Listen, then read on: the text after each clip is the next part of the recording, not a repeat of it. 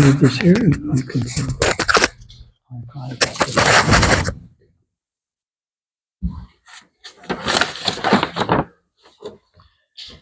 On the page 38 is a song, Chief Jago. It's a famous song by Srila Bhaktivinoda Thakur.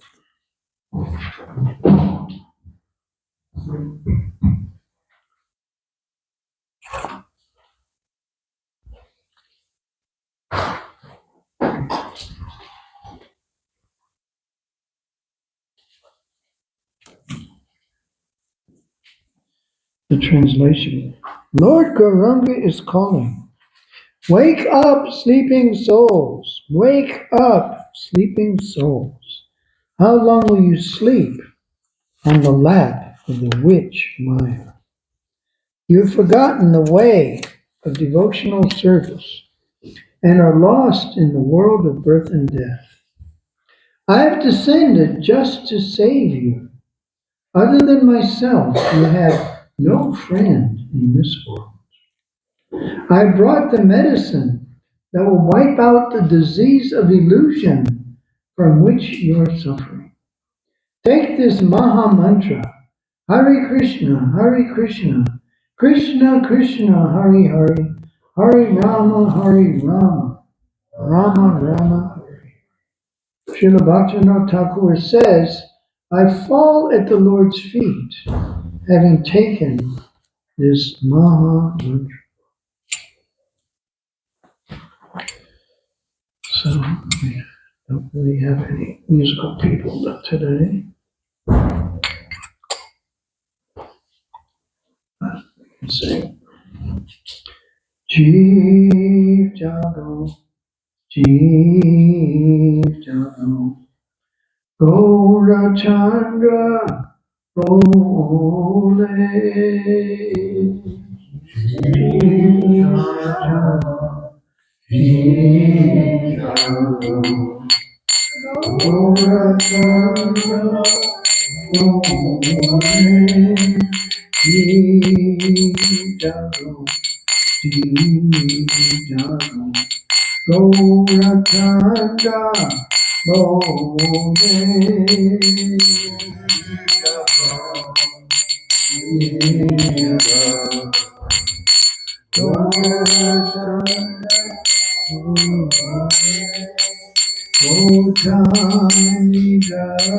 Jaya Maya, Isachira, Kole. Jaya Maya, Isachira, Kole. Oh, Jaya Maya, Isachira, Kole.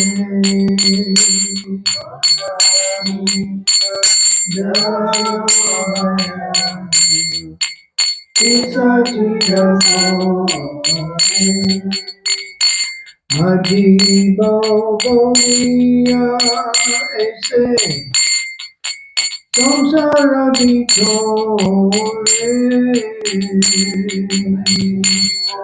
Bolia Ese Samsara Vitore Umariyato Nile Tumi Avijana Ome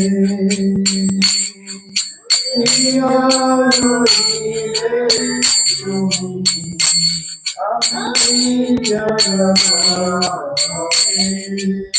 Ome Roma Oinu Aga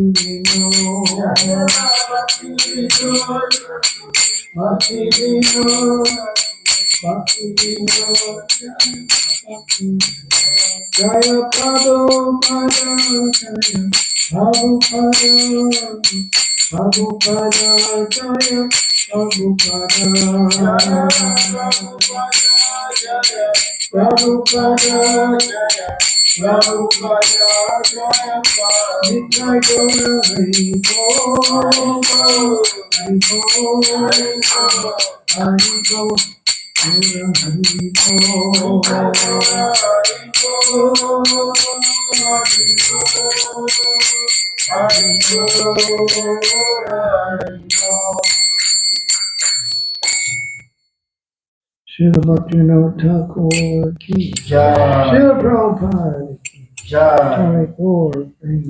Ahí, amigo.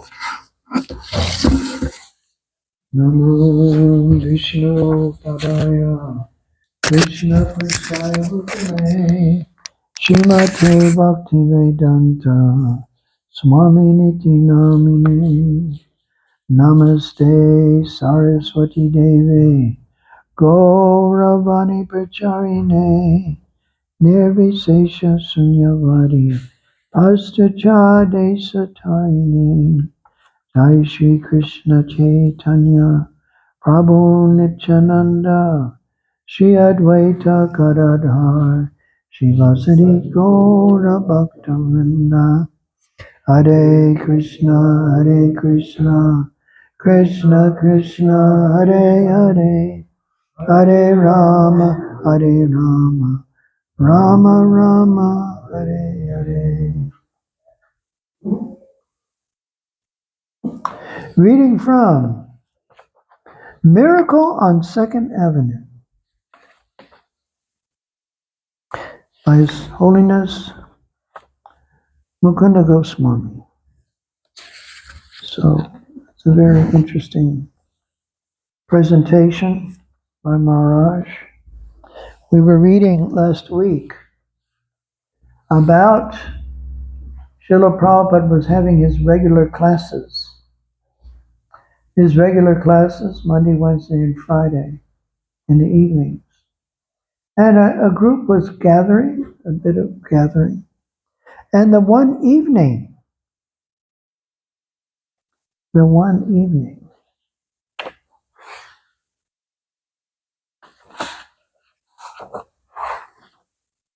While Srila Prabhupada was speaking, an unwelcome visitor stumbled resolutely toward the Swami's sitting place.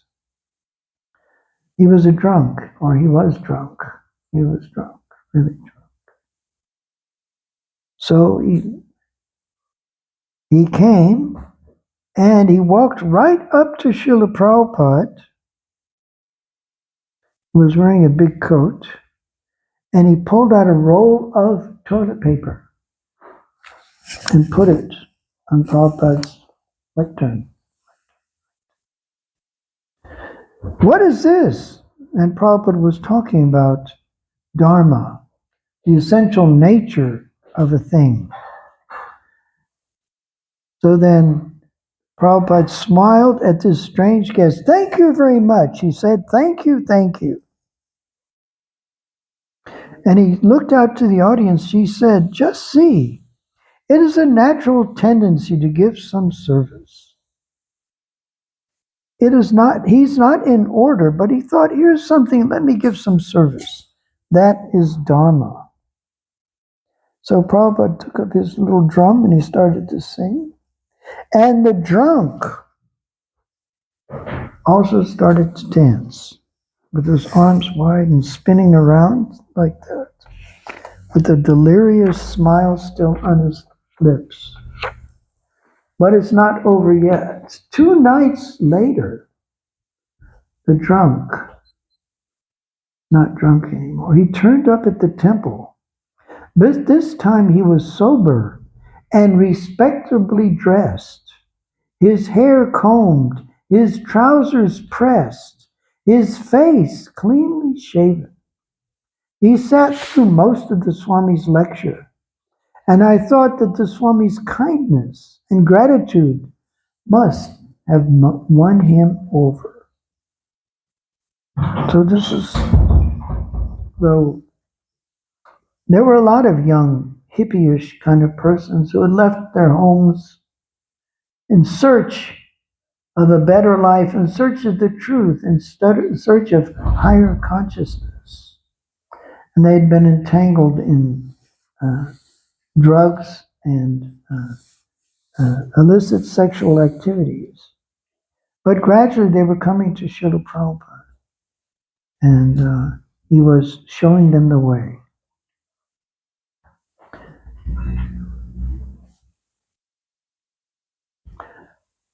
And then Mukunda came the one day, this is where we're taking off, and the place was packed.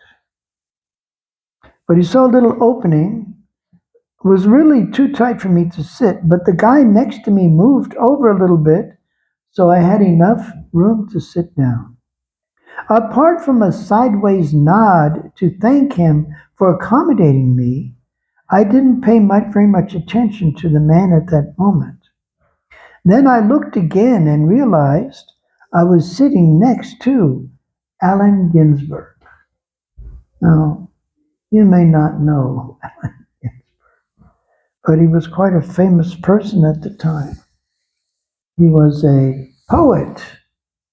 He was a poet, a renowned, world-renowned poet. And he had started what they called the Beat generation. The beatniks were the precursors to the hippies and to rock and roll and the counterculture, as it was to be called.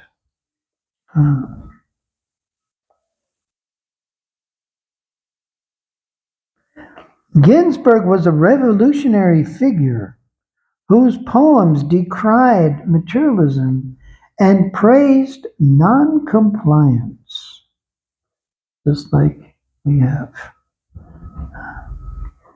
Ashram Prabhu, who's in the compliance section of the city.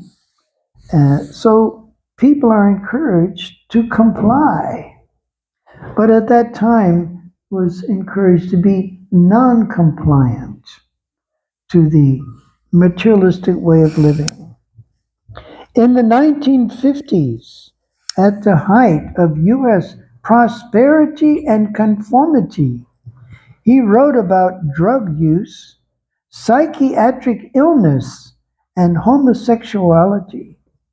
And his best known poem, Howl, landed him on trial for obscenity. He was friends with a group of individuals, William Burroughs, Jack Kerouac, Gregory Corso, and Gary Snyder, to name a few, that had inspired an entire generation of young people with their conviction in the free expression of spiritualities, drugs, and sex. And now here he was, sitting in the temple, Swami's temple, next to me. I expected the Swami to acknowledge Ginsburg in some way, but the lecture proceeded as usual. Quote, according to Vedic conception, there are 4 divisions of spiritual order, the Swami said. This is called Varnashram Dharma. The 4 divisions of spiritual order are sannyas, vanaprastha, grihastha, and brahmachari. Brahmachari means student life, to be trained up in spiritual understanding, Krishna consciousness, fully trained up. Then, after full training, the student gets married and lives with family and children. That is called grihastha. There is no boyfriend, girlfriend in Vedic society. One is either celibate or is nicely married. Then, after 50 years, husband and wife leave the children alone and travel in the holy places. This is called vanaprastha, retired life. And at last, one gives up the family entirely and remains alone. That is called renounced order of life. Sannyas means that all energy and work is for Krishna. Nothing is for me. Ginsburg sat still, listening attentively to the Swami for the entire lecture. I was impressed that someone as famous as him would be humble enough to sit on the floor. After the question and answer session, the Swami began to chant, and Ginsburg stayed. It was only after another hour of chanting that he rose to leave, the eyes of the room following him as he departed. Another professional, so mostly people were hippies and young people. Maybe some of them were students, but most of them were unemployed and searching. Another professional who would sometimes attend the evening program was Stephen Goldsmith, the lawyer who had incorporated the Swami Society. One evening after the lecture, when the Swami asked for questions, Stephen stood up. He loudly asked, indirectly on behalf of millions of peaceniks, quote, if God is so kind, why is he allowing so many of our American boys to be killed in Vietnam? Unquote. This question changed the polite, usually philosophic question and answer period. Looking right at Stephen, the Swami immediately answered, quote, you are daily killing so many animals. So God is saying, send your sons to the slaughterhouse. Unquote. As the word sons escaped his lips, his eyes opened wide, and with his right hand raised and close to his face, he pointed to the left wall with his index finger. it was at that point that I realized this Swami wasn't ever going to compromise. We were listening to remembrances by Tamal Krishna Goswami, and he was in San Francisco. And at this time, in the mid-70s, the American government had pledged hundreds of thousands of soldiers to fight in Vietnam. So in order to get, because it was peacetime, the army wasn't at full strength. So they instituted what they called a draft, that they would conscript young people. And the draft was based on a lottery. The lottery was, they put all the birthdays on little balls and put them in a rotating kind of cylinder. You have the game shows, or you have the lottery where they pick out the money, the balls, and you win millions or thousands or something. But this was a different kind of a lottery. This was a draft lottery. So then they had the lottery. And according to the time your birth date was picked out, if you were picked 1, or even up to like 150 out of 365, then it meant you were going to be drafted.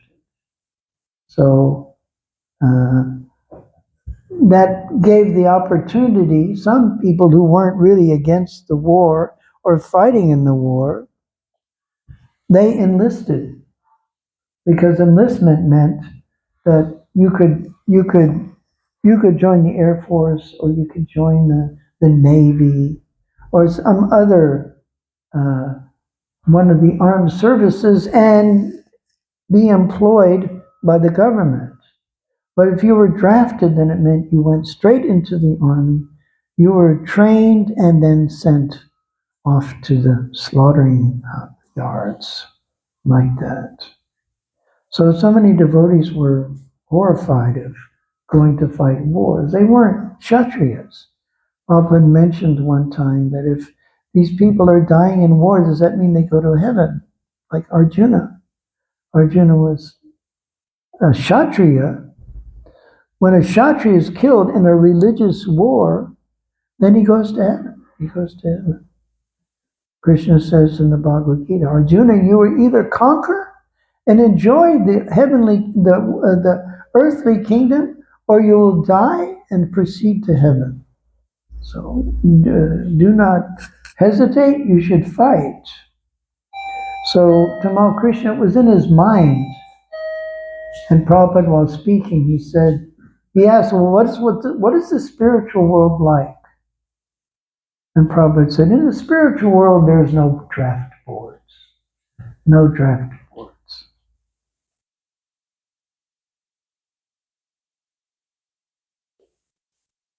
Stephen Goldsmith's question was symptomatic of the concern gripping millions of Americans. Anti-Vietnam War demonstrations, flag and draft card burnings, and many types of protests were going on at the time.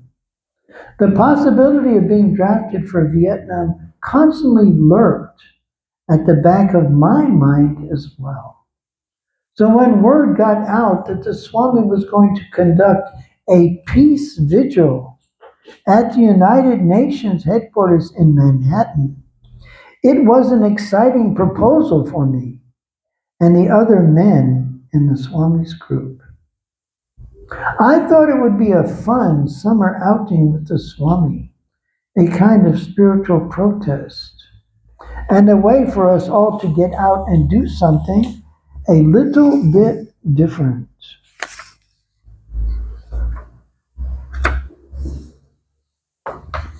At 6:30 a.m. on August 31st, 12 of us assembled with the Swami on First Avenue near 42nd Street. It was the first time Jan and I had seen the Swami engage in what seemed like social protest or a demonstration of any kind.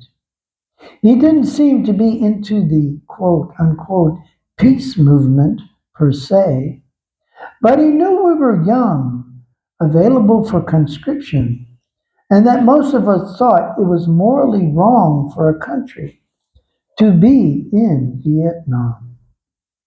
We began to chant opposite the United Nations Secretariat, the towering glass and steel structure near 46th Street in Manhattan.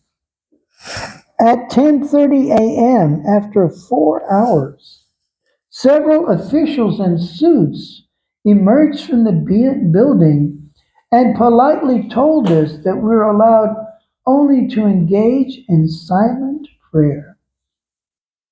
We looked at each other and sat down on the sidewalk to quietly chant. The Swami stayed on his feet, handing out leaflets to the early morning computers and tourists. The leaflet was entitled Peace Formula. Peace Formula. Quote, the earth is the property of God, but we, the living entities, especially the so-called civilized human beings, are claiming God's property as our own, under both an individual and collective false conception. If you want peace, you have to remove this false conception from your mind and from the world. This false claim of proprietorship by the human race on earth is partly or wholly the cause of all disturbances of peace on earth. Foolish and so-called civilized men are claiming proprietary rights on the property of God because they have now become godless. You cannot be happy and peaceful in a godless society. In the Bhagavad Gita, Lord Krishna says that he is the factual enjoyer of all activities of the living entities, that he is the supreme Lord of all universes, and that he is the well-wishing friend of all living beings. When the people of the world know this as the formula for peace, it is then and there that peace will prevail. Quote, you can change your consciousness into Krishna consciousness, both individually and collectively, by the simple process of chanting the holy name of God.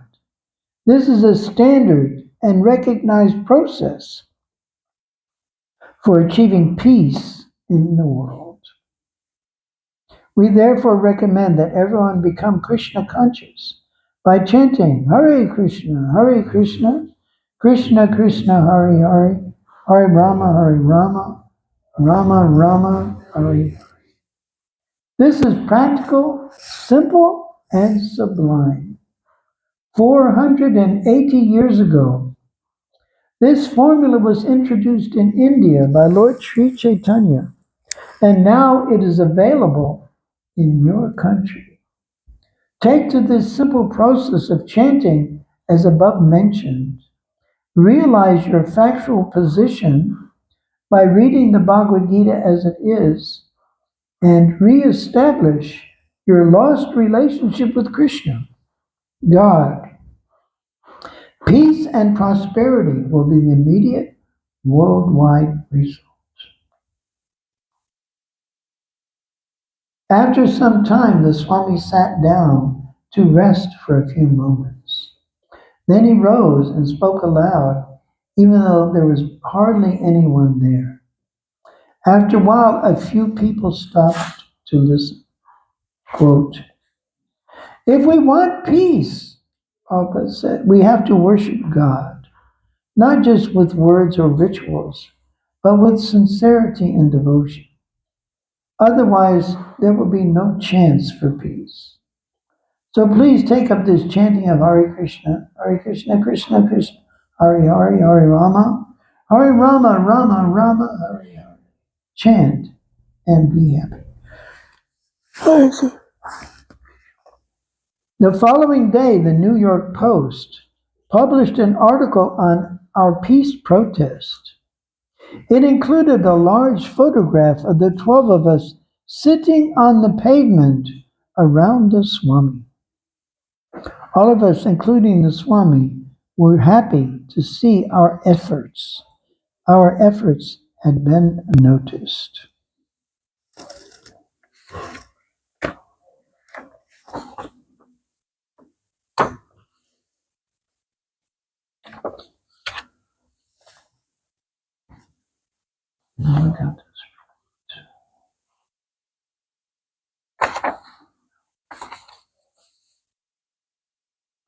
I thought aloud about the Swami's position on celibacy and marriage in respect to my and Jan's relationship. Apart from one sharp look the first time he visited our loft, he never directly indicated any disapproval with our live-in status. Nevertheless, now that I was attending his lectures more regularly, it was becoming more and more apparent to me that our living together out of wedlock didn't fit with the culture the Swami embodied. Finally, the day after the peace vigil, I got the nerve to ask Jan to marry me. She looked shocked and then pleased. "This is so unexpected," she said. "Why are you asking me now? I thought things were going okay, just the way they are." "Well, sure, but you know we've been together for a while, and it seems like the right thing to do now if we're going to live by what the Swami's saying. It kind of seems from his lectures that you either have to be married or be celibate." Yeah, I guess I hadn't really thought about it like that. We could ask the Swami to marry us. Yes, we could. That would be far out. Yeah, I thought if he married us, our marriage would be kind of blessed or something. Like I thought having him to do it would make it lasting and permanent.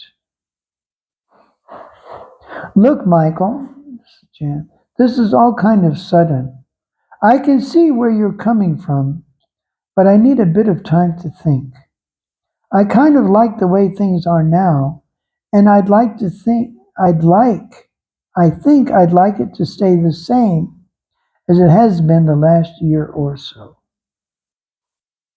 I wasn't overly encouraged by this initial response, but the following day she said yes. Quote, "The more I thought about it, the more I realized that I actually wanted to get married," she said. "If that's what you still want, that is." "It is. That's great, Jan," I exclaimed. That afternoon I asked the Swami if he would consider performing our ceremony, even though I had no idea what a Vedic wedding ceremony included. He looked pleased when I told him Jan and I wanted to get married. "Yes, I will do," he said. "We will have it here." He gestured around the main room of his apartment, which had remained almost empty despite his having lived there for several weeks. "Maybe in 2 weeks," he asked. "That sounds fine. What do I need to do for the wedding? Should I invite people?" "Yes, of course, your families and friends." "What should we wear? Does the bride wear white?" "No, the bridegroom should wear white. Bride wears red." "Red?" "Yes, red sari. Maybe you can purchase somewhere in New York. I don't know, but she should wear red." After trawling through the yellow pages, I managed to locate an Indian store named Sona, the Golden One, in Manhattan's East 50s. There I was able to purchase Jan a Banari sari of rich, deep silk. its borders embroidered with gold thread. When the store proprietor figured out the sari was for a wedding, he tried to sell me a set of heavy gold jewelry, hair ornaments, hand chains with rings for every finger, red and gold bangles, ornate earrings with shiny red stones. But knowing Jan's understated taste, I settled on a small pair of gold earrings. On the way home, I bought myself a simple white dress shirt and a pair of white slacks. The Swami's programs continued to grow in popularity. More people began attending the morning sessions as well, and I began to think that the Swami really was managing to acquire a society of some sort after all. Then one morning, out of the blue, he made an announcement at the end of his class. Quote, "I'm going back to India in 2 weeks," he said, rather casually. Jaws dropped. People glanced at each other and whispered, how could he just be, quote, going back to India? What about his temple? What about us? The Swami rose and retired to his apartment. Several of us hung back in the temple to have an urgent, impromptu discussion. I can't believe it, Jan said. Did anyone have any idea this was coming?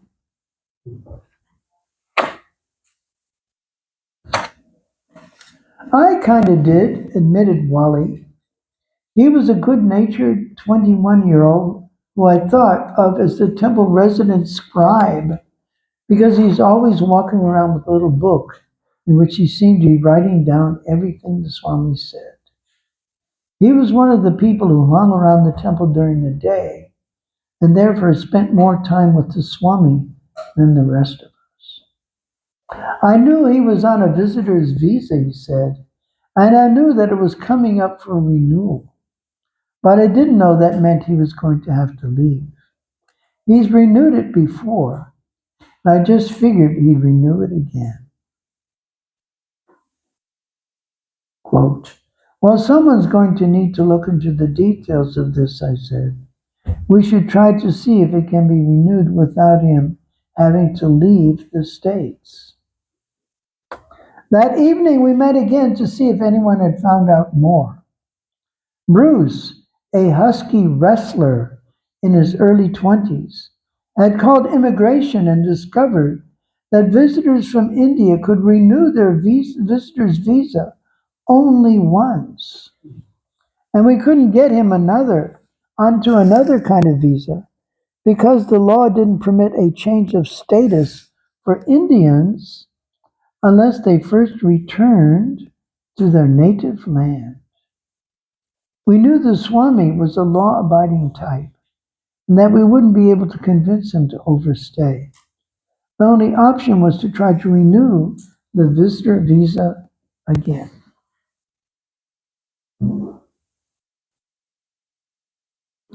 So this is what Prabhupada was working for. In India, many of the devotees who first came to India were from America, and it was difficult because you could stay 3 months, you could extend for 3 months, but after 6 months you had to leave. So it was cramping Prabhupada's style of preaching. So he was at the Prime Minister Indira Gandhi's palace, and he was requesting her for visas for his American students. And that I happened to myself as well. I had asked to stay in India, and I could stay for 3 months in Mayapur, and then they extended another 3 months, and then I had to leave. I had to go. Even though I had wanted to get Srila Prabhupada's association in India, but the whole 6 months that I was, after the opening of the Krishna Balaram temple, The whole 6 months, Prabhupada was traveling in the West. So the day he was coming back was the day I was supposed to be leaving. And I was very upset about that situation.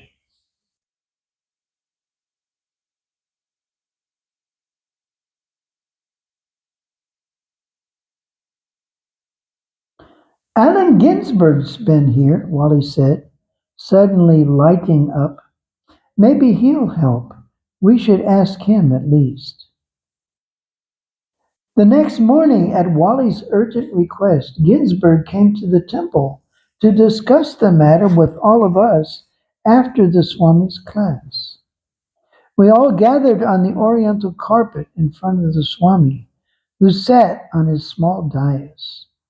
We knew we wanted the Swami to stay, and Ginsberg knew we wanted him to stay, but he didn't seem sure about the Swami's intentions. He asked rather matter-of-factly, Swamiji, do you want to stay in America? The Swami knew from us that Ginsberg was famous, and though he never treated him any differently than the rest of us, he didn't seem to want to come right out and ask him for such a favor. He slowly looked around at us one by one. He had never seen such a sad expression. I had never seen such a sad expression on his face before. He seemed forlorn, like a father looking at sick children that he now had to leave alone to fend for themselves. The Swami cleared his throat and said in a whispery, hoarse, almost imploring way, well, I have my students here. Ginsberg seemed convinced. I know a congressman, he said. I can have a bill put in the House. He'll be able to extend, I'm sure, no problem. U.S. immigration can be arbitrary at times, but I've got some good connections. We'll need a lawyer. He looked at us. You guys got any money?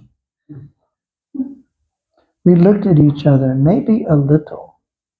Okay, look, I'll donate a few $100 for a start, and that'll get things rolling, but I want it back. I want it back. It was a long. 2 days later, he turned up at the temple with good news. He'd been able to get the Swami another 6 months extension on his visitor's visa. So here's some service. We didn't know that Allen Ginsberg had actually done something significant to help Srila Prabhupada. Bruce had gone around all the regulars at the Swami's evening program to get donations to cover the legal fees, and we gave Ginsberg back his $300. $300. Yes, when somebody says few means two, but it was $300. So grateful that he had given us a little bit longer with the Swami. Bruce had even been to Central Park and approached strangers, mostly tourists, begging for money so his father could stay in America.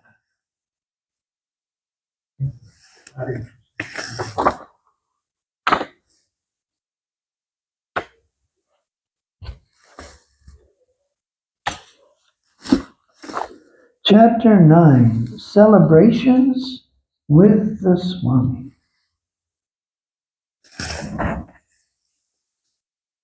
September 1966. So this is all just in the first few months. September was an unseasonably warm month in 1966. Hungarian and Polish immigrants in t-shirts were sweating and cursing about the heat as Raymond, Marius, and I made our way up 2nd Avenue early one Tuesday morning. 21-year-old Ray was one of Swami's in crowd one of the people who saw him every day. Unlike me, Ray spent most of his time at the temple chanting, cleaning the place, or talking to the Swami. He had been a comic book illustrator and had some experience in the world of publishing. But now he was mainly interested in pursuing the Swami's philosophy. The Swami had been talking about starting up a magazine called Back to Godhead. And he was pleased when he heard that Ray had publishing experience. Back in India, before he came to the States, the Swami had written, produced, and distributed the Back to Godhead magazine all on his own. But now he was saying that Ray could be the editor since he had a background in the profession. Hey, the Swami's going to have an initiation on Friday, Ray said to me. You want to be initiated? The invitation sounded a bit half-hearted, extended out of courtesy to a wannabe. I was in a different space than the other guys. For one thing, I wasn't single, while they all were. For another, I had wanted to retain my own space and time, and I was a bit older than most of them. I was still working as a musician on the weekends, and I was kind of room on a daily basis. So I'd never heard of, quote, initiation, unquote. I had no idea that the Swami initiated people, and still less idea of what that might involve. The word initiation sounded like a bid to join a secret society. Of course, the Swami was far from being a secretive person. If anything, he was just the opposite. Still, initiation sounded like a mystical rite of passage and had daunting connotations as well. What is initiation? I asked Roy. Well, the Swami said it means that he formally accepts you as his student and you accept him as your spiritual master. Also, he said that as a student, you accept your spiritual master as God.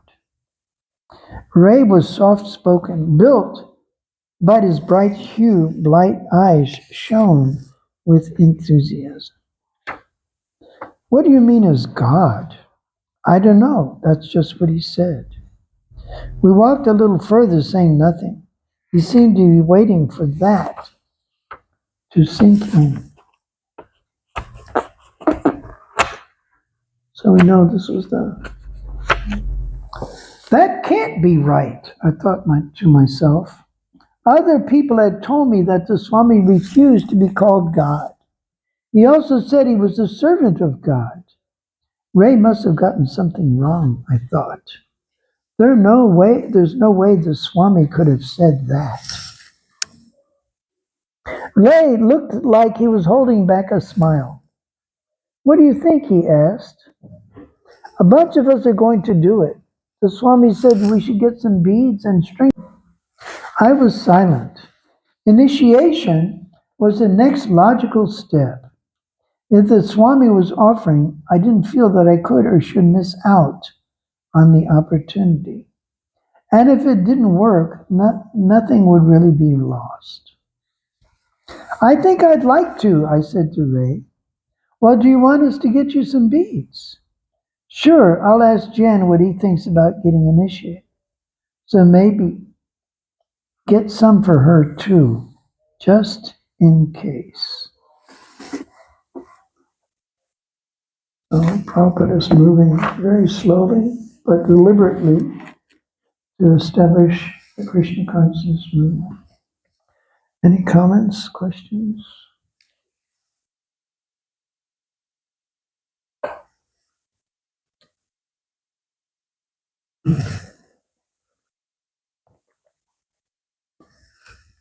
Prabhu, is that a hand? I heard that in Mayapur You just finished your visa and you have to leave before Prabhupada came, right? Did I hear right? Yeah, well, I was there for a few months. And the day I was leaving, I was in Delhi, and now his name then was Brishringa Prabhu, and now he's Nrsimha Swami in China. He was the treasurer there, and he gave me £1. He'd been the treasurer in New York. I met him in New York Temple, 1974, and then I met him later. He was even in London, and he gave me £1, and he gave me directions on how to get from Heathrow Airport to Holborn Station to Berry Place. And I told him when I heard that Prabhupada was coming the next day to Vrindavan, it was the day before Janmashtami. And I told him, I'm not going to London. I'm going to Vrindavan to see my spiritual master. That was the whole idea, care for them all. And I thought, So then I boarded the plane. And I was thinking, when I got into London, I said, that's great. I've been kicked out of the spiritual world. I've been kicked out of the spiritual world. But when I went into the temple room at 7 Berry Place and saw Radha Londoneshwar and Jagannath Baladev Subhadra, I said, well, maybe not. Maybe not.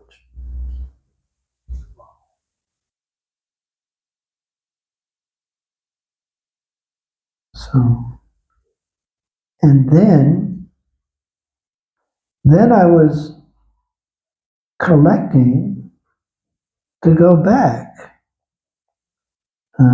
The first day, of course, this was London, we went to the manor, and of course the manor, it was 1975, and there are millions of Indians in London, and there were quite a few. There was like 20,000 people that came to the manor for Janmashtami. And I thought, well, I can collect from the Indians. But they wouldn't allow me to do it. I had to get permission from the life membership manager. His name was Partha Das. And he just wasn't into it. He didn't want someone collecting from their members or the guests. So he told me to think about it. And then from 10 o'clock in the morning till 8 o'clock at night, 9 o'clock at night, he wasn't allowing. Then at 9 o'clock, he said I could ask. And it was dark and there wasn't so much lighting. And I was kind of tired, but I collected 50, 60 pounds just in a short time. So then I had to go and collect, and I noticed Prabhavishnu Prabhu, he would go out every day in the afternoons. He was the temple president, and he would take some BTGs and he would go down on the tubes, and he would make an announcement on the train. You had to learn how to do it, but you go into and he would wear dhoti and everything. He would step into the car, and then he would wait for the doors to close. And then before the train picked up enough speed where there was so much racket you couldn't hear anything, he would say, good afternoon, we're monks. We're helping the suffering. Give a few pennies, give a few pence. Thank you very much. God bless. That was his mantra. And when he said it, I think I explained before, you had to catch someone's eye when you were speaking. You had to catch someone's eye. And if they agreed, they would lean over and reach in their pocket. Everybody would give, or a lot of people would give. But if you couldn't get that one person, then practically nobody would give. Practically nobody would give.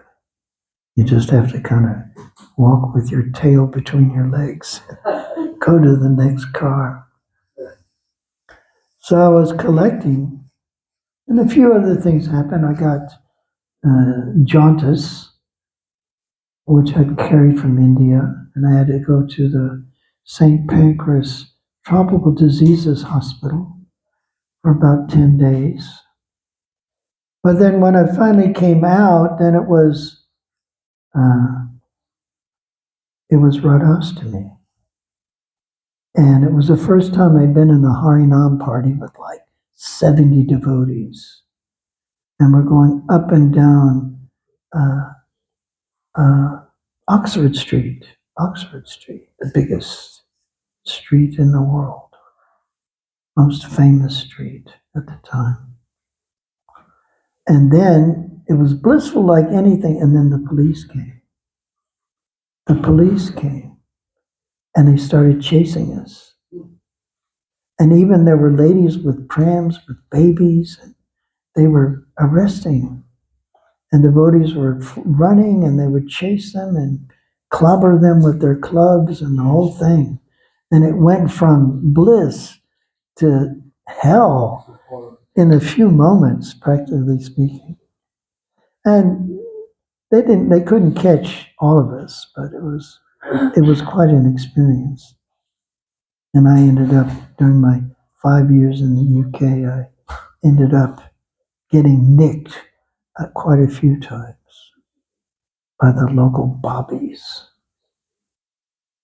But then it happened that Hamsaduri was the GBC, and they sent Prabhavishnu, Mahavishnu, Ilapati, who's Bhakti Vikas Swami, and a whole slew of other devotees to India because they didn't need visas.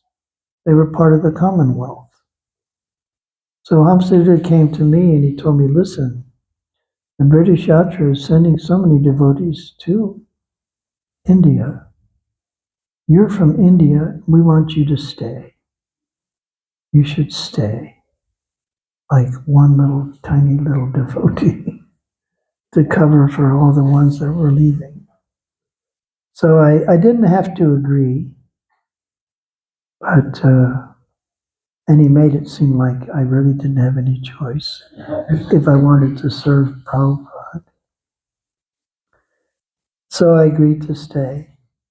I wonder how my life would have been different if I'd have gone back to India.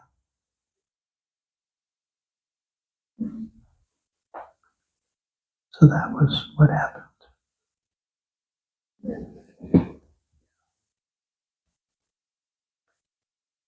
Yeah. Days, but that's a puja on the soul. Okay. Is there a program today?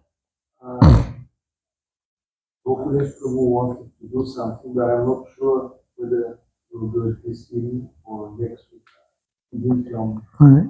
We just set Saturday to do something.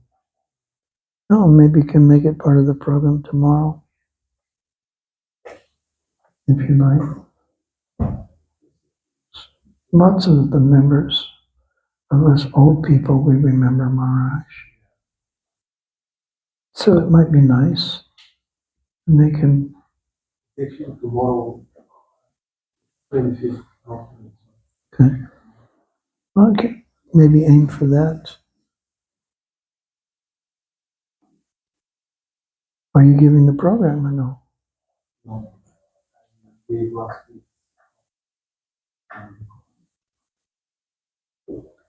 Right. But if we decided, I can practice now. Yeah. Yeah.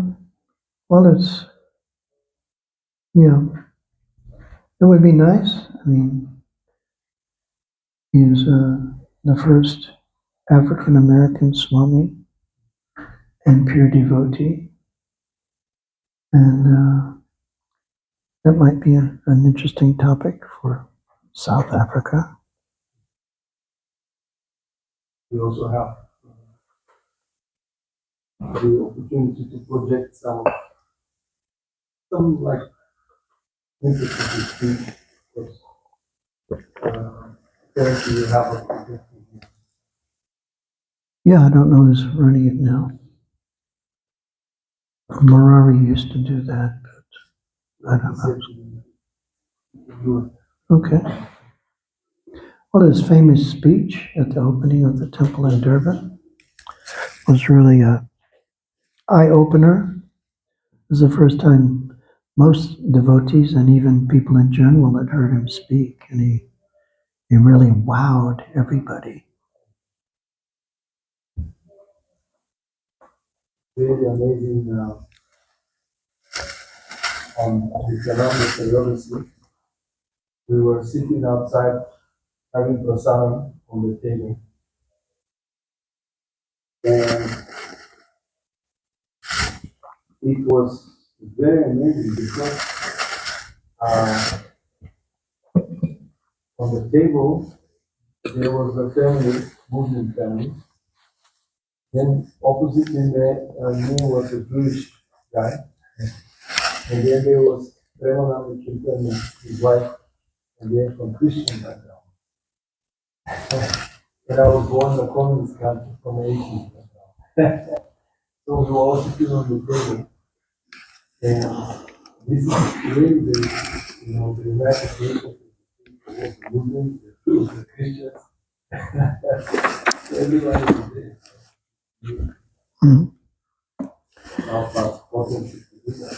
Yeah. Well, that's interesting. We're talking about Mukunda. He proposed to his girlfriend, Janaki, and she was surprised. So it goes to show how, and even she mentioned she was preferring to keep it like it was. But then she thought more carefully about it. So, yeah, Premananda proposed, and I saw some pictures there. So, yeah, that wasn't kind of like the idea back then. It was kind of, I think Bob Dylan said, people just made a deal to live together or whatever. So the culture was really out the window. And it's had a hard time getting back. A hard time. So it's nice when the families are introduced, and that's what society's missing these days, mostly. And then people aren't trained. If you'd been a brahmachari for 20 years, you would basically have an idea of sense control. And then probably marriages would last beyond the difficulties when the central aspect is no longer available. And society would be stronger, and people would be more mature. And that's what elderly people were supposed to be. They were supposed to be experienced and advisors to the youth and even to the society. So we've lost all that these days. The old people are just shriveled up people that don't have any knowledge or understanding. So society is missing that. Outside of the fact that even if they are qualified and have some information and knowledge, the young people aren't interested. They just follow what they hear on the internet and on the television, even though it's marketed sense gratification just for monetary benefit for the intelligent people who run the media. So that's unfortunate that people don't have that intelligence. There's supposed to be laws. You know, the Broadcasting Complaints Commission. There's supposed to be laws that prevent advertising to people who are not discriminating enough to understand what they're getting into. Therefore, children are not supposed to be subjected to certain advertising in certain shows. But that doesn't really hold any water these days. Kids are exposed to so many things from such a young age, and they're basically given the wrong idea. And then they accept the wrong idea. Maybe if a person was older, they at least had something to balance it with. But as a young person, this is what they're fed, and it becomes part of their culture and their consciousness. So society takes another bump in the way of what will happen, and progressively gets worse as Kali Yuga continues. Joke. Any other comment? All right. Srila Prabhupada ki. Mukunda Maharaj ki. Shri Shri Nitai Maya Prachandra ki. Nitai Gaur Premana. There you go. Grace Pujali Maharaj. Jai.